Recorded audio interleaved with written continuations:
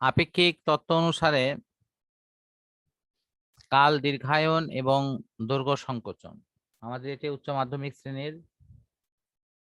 দ্বিতীয় পত্রের অষ্টম অধ্যায়ের একটি গুরুত্বপূর্ণ পড়া। এখানে যে দুটি শব্দ দেয়া আছে, একটি হলো কাল দীর্ঘায়ন মানে সময়টা দীর্ঘ হওয়া, তারপর লেখা আছে দৈর্ঘ্য সংকোচন, এর অর্থ হচ্ছে দৈর্ঘ্যটা ছোট হয়ে যাওয়া। আর ভর বৃদ্ধি, এটা হলো একটা বিশেষ অবস্থায় কোনো পদার্থের ভর বেশি মনে হওয়া। ঠিক এই কয়টা বিষয়ের উপরই আমাদের আজকের আলোচনাটি। তো প্রথমে দেয়া আছে যে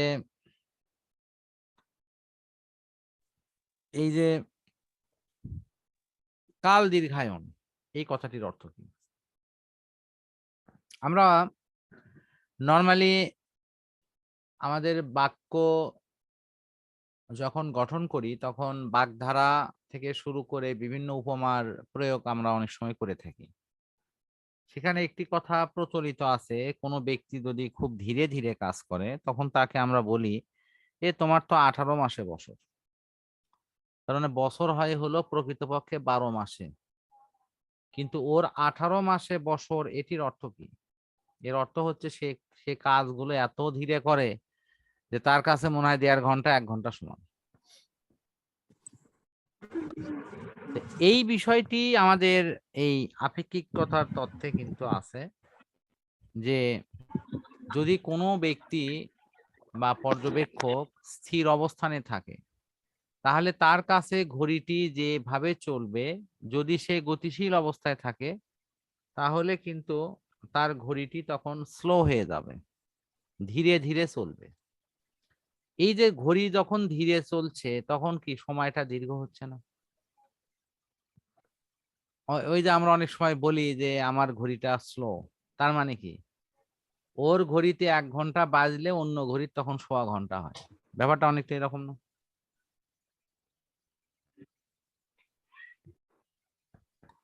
বুঝতে পারছো কি আমার কথা? তো এই কারণের জন্য এই আপেক্ষিকতার তত্ত্বে এই বিষয়টি আমাদের এখানে আছে যে কোনো পর্যবেক্ষক যখন গতিশীল অবস্থায় থাকে তখন তার কাছে আমাদের নর্মাল সময়ের সময়টি ওই গতিশীল অবস্থায় থাকার সময়ের সাথে কম্পেয়ার যদি করি তাহলে সেটি দীর্ঘ মনে হয়। এই যে তার গতিশীল থাকার সময় যে সময়টা দীর্ঘ মনে হচ্ছে, বড় মনে হচ্ছে, এটির নামই হলো কাল দীর্ঘায়ন বা কাল সম্প্রসারণ বিষয়টি আসবে। এখন প্রশ্ন হলো যে আমি কাল দীর্ঘায়নটি যদি বুঝে থাকি তাহলে এটার উপরে মূল থিমটা কি? তো এটার উপর মূল থিমটা হলো এরকম যে এখানে একটি সমীকরণ আছে, এটার প্রমাণও কিন্তু পরীক্ষায় অনেক সময় আসে। তা আমি প্রমাণের ক্ষেত্রে দুটি লরেন্স রূপান্তর দুটি সমীকরণের দিকে তোমার মনোযোগ আকর্ষণ করব। সেটা একটু মানে তুমি ডিপলি দেখো যে আমরা যদি দুইটি সময়কে বিবেচনায় নেই, যার ক্ষেত্রে একটির নাম হলো T1 আর একটি হলো তোমার T2।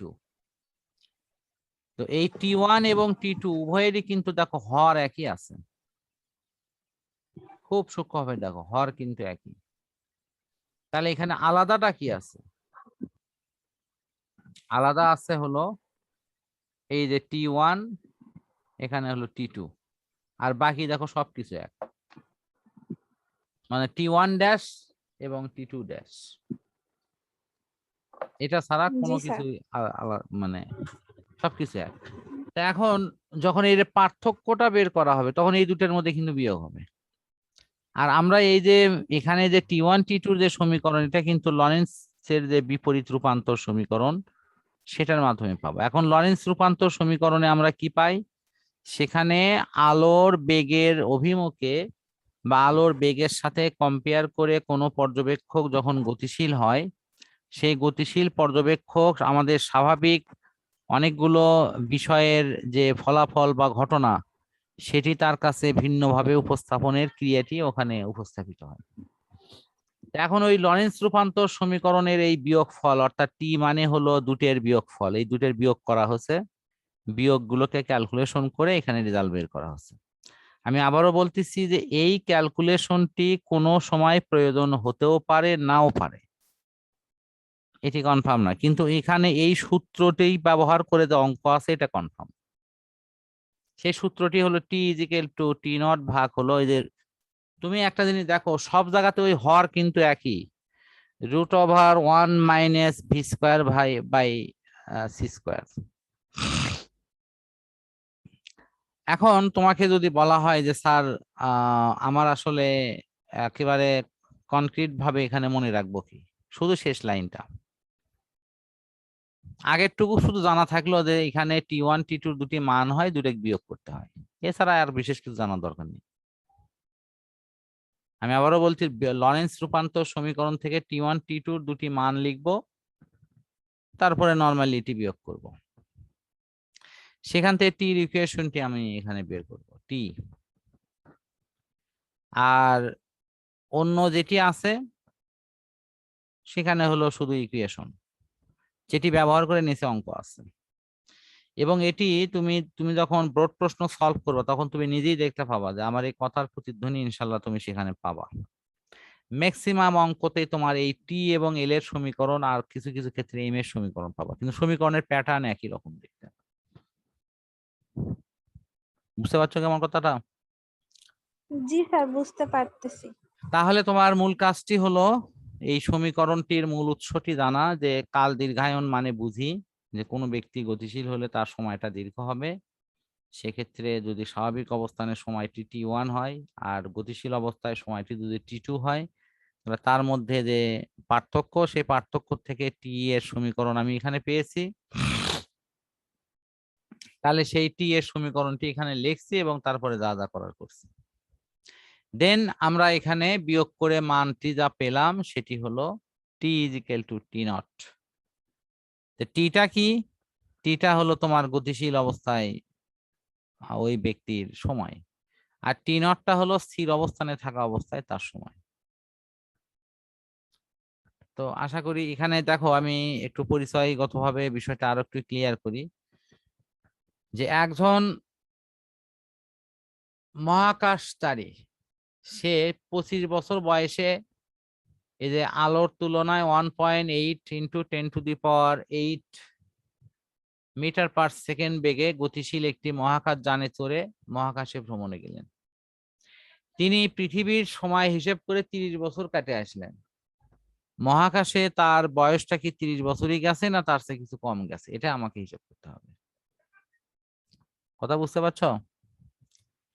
তাহলে এখন তুমি বলো যে পৃথিবীতে যদি সে থাকে তাহলে তার সময় কতদিন যেত? 30 দিন, সরি 30 বছর যেত। কিন্তু সে কোথায় ছিল? মহাকাশে। মহাকাশে, জি স্যার। হ্যাঁ, মহাকাশে যে তাহলে ওর সময়, বয়স কম হবে। হ্যাঁ মহাকাশে যে সময়টি যাচ্ছে সেটা হলো টি নট, সেটা হলো টি নট। তাহলে টি হলো 30 বছর, টি নট হলো আমাকে বের করতে হবে, আর বাকি সবই মান দেওয়া আছে। সে কত বেগে ছুটতেছিল সেটি ভির মান, আর আলোর বেগ হলো সি। আলোর বেগ দেওয়া থাক আর না থাক, আলোর বেগ আমরা এমনি পাবো।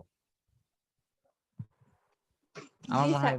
আমার মনে হয় এখন বুঝতে পারছো। জি জি। মানে একটা অঙ্ক আমি এই জন্যই দেখালাম যে তুমি সূত্রর পরিচয় সাথে একটা অঙ্ক শেখার অর্থ হচ্ছে তোমার সূত্র নিয়ে আর কোনো ঝামেলা থাকলো না। এখন আসো হলো যে দৈর্ঘ্য সংকোচন, এর অর্থ হচ্ছে কি, যে তুমি মনে করো তুমি একজন পর্যবেক্ষক, একটা তোমার সামনে বস্তুকে পাইছো, সেও দাঁড়িয়ে আছে, মানে সেও স্থির আছে, ওই এটাও তুমিও স্থির আছো। তাহলে এই অবস্থানে থেকে দেখা যাচ্ছে যে তোমার পর্যবেক্ষক সে একটা দৈর্ঘ্য মাপে দেখলো 50 সেন্টিমিটার। যদি ওই পর্যবেক্ষক গতিশীল থাকে তখন যদি ওই ব্যক্তি ওই দৈর্ঘ্যটা পরিমাপ করে তখন তার কাছে মনে হবে এটি 48 সেন্টিমিটার। তাহলে এই যে গতিশীল থাকা অবস্থায় সে যখন দৈর্ঘ্যটি পরিমাপ করলো তখন তার কাছে 2 একক কম মনে হলো অথবা 1 একক কম মনে হলো। যে দৈর্ঘ্য যে কম মনে হচ্ছে সেটি হলো তোমার দৈর্ঘ্য সংকোচন। সেটি কি? দৈর্ঘ্য সংকোচন। দৈর্ঘ্য সংকোচন। তাহলে বুঝতে পারছো কি, মানে সে স্বাভাবিক অবস্থায় দৈর্ঘ্য জি পরিমাপ স্যার। করলে যেটা পেত, সে গতিশীল থাকার পরে দৈর্ঘ্যটা তার কাছে ছোট মনে হচ্ছে। এই যে দৈর্ঘ্য ছোট হয়ে যাচ্ছে, সংকুচিত হয়ে যাচ্ছে, সেটি এই বিষয়টা। এখানেও কিন্তু এই লরেন্স রূপান্তর সমীকরণ ঠিক আগের মতোই ব্যবহার করা হয়েছে, এবং যেখানে x1 এবং x2 দুটি মান বের করা হয়েছে, ওখানে বের করা হয়েছিল যেমন t1 t2, এখানে বের করা হচ্ছে x1 আর x2। এটা দেখো x1 এবং x2 এর মান বের করে সেই মানগুলো বিয়োগ করে ক্যালকুলেশন করে, কিন্তু হর কিন্তু সবার এক, রুট ওভার অফ তোমার হলো 1 মাইনাস ভি স্কোয়ার ভাগ সি স্কোয়ার, এটা সবার জন্য এক। খেয়াল করছো কি? আর উপরের যে ক্যালকুলেশন সেটি জি খালি স্যার। বিয়োগ করা আর একটা অংশ কাটিয়ে দিয়ে লেখা, এটা কোনো ব্যাপার না, এটা অনায়াসে তুমি নিজেও পারবা, এবং এটি সেভাবেই করা আছে। তো আশা করি যেটা করতে পারবা। আমার কথা হলো ক্যালকুলেশনটি প্রয়োজন হলে হয়তো আরো ভালোভাবে তুমি লিখে প্র্যাকটিস করো, বাট এই মুহূর্তে শুধু জানিয়ে রাখো যে ক্যালকুলেশনটা আমি বুঝি, দুটার মান ধরছি আর দুটাকে আমি বিয়োগ করছি। বিয়োগ করলে কি হবে, এদের ভিটি আর ভিটি কি কেটে যাবে না? ভিটি ড্যাশ ভিটি ড্যাশ কেটে যাবে। জি। তো এই যে যোগ বিয়োগ করা, এগুলো কি বুঝন লাগবে আসলে? আচ্ছা, তাহলে আগের সমীকরণ আর পরের সমীকরণের একটা পার্থক্য দেখো। আগে ছিল T equal to T naught ভাগ 1 minus V square by C square, তাই ছিল না? জি স্যার। আগে ছিল ভাগ, আর এখন কি হয়েছে? এই জায়গাটা হলো অনেকেই বোঝে না। আগে ছিল ভাগ আর এখন হচ্ছে গুণ। কেমনে গুণ হলো? এই জন্যই তো দেখো, আবার তুমি সূত্রটার দিকে তাকাও, দেখো তো টি ইজিক্যাল টু টি নট ভাগ এত না? জি স্যার। আচ্ছা, এখন তুমি আবার এই সূত্রের দিকে তাকাও।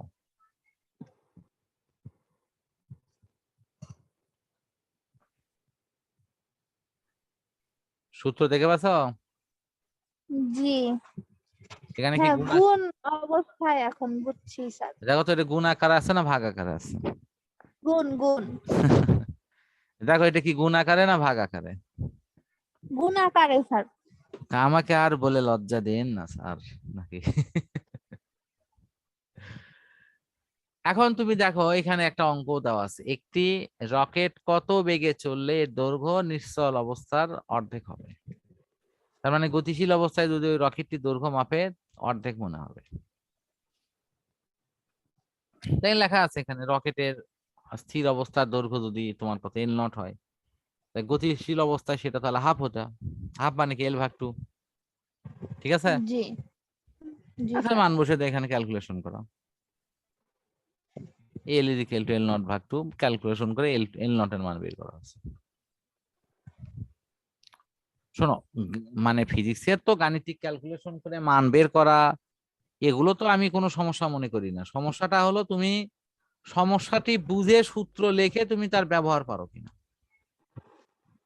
চ্যালেঞ্জ কিন্তু এখানে, এখন চ্যালেঞ্জ কিন্তু কেউ যদি বলে ক্যালকুলেশনের চ্যালেঞ্জ, তার এই সমাধান কোনো স্যারের কাছেই নেই।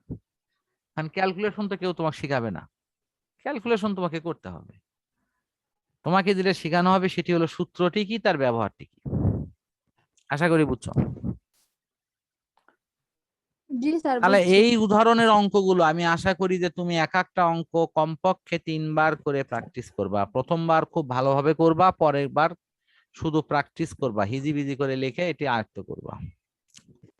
আশা করি ওই যে না, আগের 9-10 যেভাবে করছো ঠিক সেরকম। জি। আবার যদি এরকম মনে হয় না স্যার আমি তো তখন ছোট ছিলাম, এখন এখন অত বড় একটা কলেজের সেই রকম বড় একজন স্টুডেন্ট, এখন আমরা অতবার লিখবো। আচ্ছা, আজকে লাস্ট পড়া জি সেটি হলো এই ভরের ভর বৃদ্ধি করা। এখানে ভরের এখানে দেখো ভরটা কিন্তু টির মতো, ভালো করে দেখো, এটা টির ক্ষেত্রে ভাগ ছিল না? জি স্যার। আচ্ছা, কালের ক্ষেত্রে কি দীর্ঘায়ন কথা ছিল না? কাল বড় হচ্ছিল, তাই তো লেখা ছিল জি কাল দীর্ঘায়ন। তাহলে এটাও ঠিক তাই, এটাও ঠিক একই জিনিস। ভর দীর্ঘায়ন না দেখে ভর বৃদ্ধি আয়ন মানে বৃদ্ধি হচ্ছে।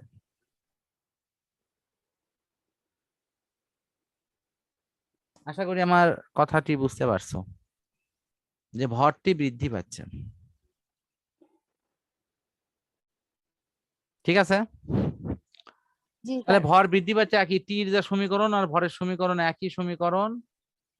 আমার ভর বাড়ার সমীকরণটি তাই দেওয়া আছে, এবং দেখি এই নিয়মের অন্তত একটা অঙ্ক আমরা খুঁজে বের করতে পারি কিনা। এই যে অনেক এগুলো প্রমাণ আগে আমরা কিন্তু একবার আত্মস্থ করতাম, পরীক্ষাতে আসতো এগুলো, কিন্তু এখন আসলে ভাবে দরকার হয় না, শুধু সিস্টেম গুলো জানে নিলেই হবে। এখন এখানে একটা জিনিস দেখো, যদি কোনো ব্যক্তি আলোর বেগে ছোটে তখন তার ভর কিন্তু অসীম হবে। আমরা নিউটনীয়ন বলবিদ্যায় জানি যে ভর হলো একটি ধ্রুব রাশি। আপেক্ষিকত তত্ত্বে কিন্তু ভর কিন্তু কোনো ধ্রুব রাশি না, সেটি বেগ বাড়লে ভর বাড়ে, বেগ কমলে ভর কমে। আশা করি বুঝতে পারছো। জি স্যার। তো এই যে বেগ কমলে ভর কমে, বেগ বাড়লে ভর বাড়ে, এটি হলো ভরের ক্ষেত্রে আপেক্ষিকতা। হ্যাঁ, একটি অঙ্ক আছে, আমি যেটা চাচ্ছিলাম, কাঙ্ক্ষিত অঙ্কটি আমি পেয়ে গেছি। সেটি হলো m is equal to m naught by 1 minus v square ভাগ c স্কয়ার।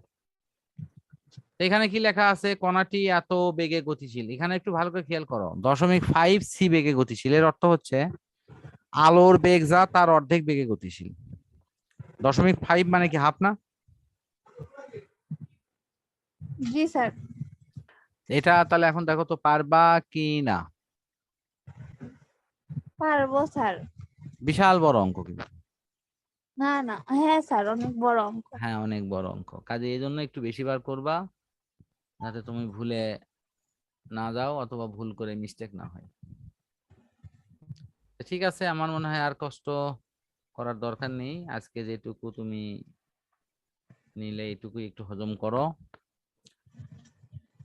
তো সামনের দিন ইনশাল্লাহ আমরা এর পরের অংশ নিয়ে কথা বলবো। আচ্ছা স্যার, ঠিক আছে। তাহলে তাহলে কালকে আপনি কি আমাকে এই টাইমে পড়াতে পারবেন, মানে সন্ধ্যা